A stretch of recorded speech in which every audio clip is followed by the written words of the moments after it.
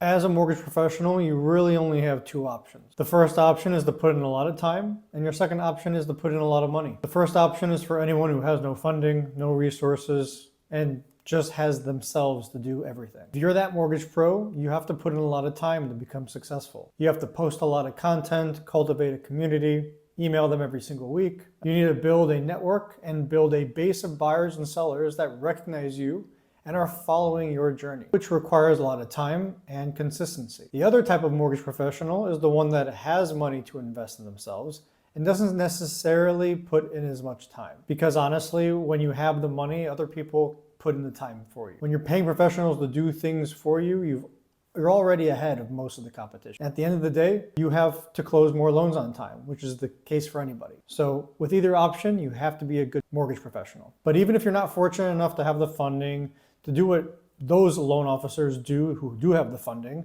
you just have to put in the time to market yourself, put in the time to post that content, do daily outreach every single day for months, maybe years. And only then, maybe, depending on your execution and the quality, will it work out. So if you don't have the funding, you got to put in the time. And if you don't have the money to invest without it affecting you, obviously you can go a different route and pay people to do those things for you, except they're going to be doing a lot better job and getting you a much better result. If you're a mortgage professional, the key is to figuring out which one you're going to be. If you want to be that mortgage pro who puts in a lot of money in your career, but you don't have the money, you know that in the States, in the USA, there are 100 different ways to find the funding and get resourceful. So try finding a low interest credit card, get resourceful, family, friends. There are multiple ways for you to get what you need. But if that's too hard for you, then just put in the time. Put your head down, grind, because ultimately, if you put in enough time consistently, you will become successful.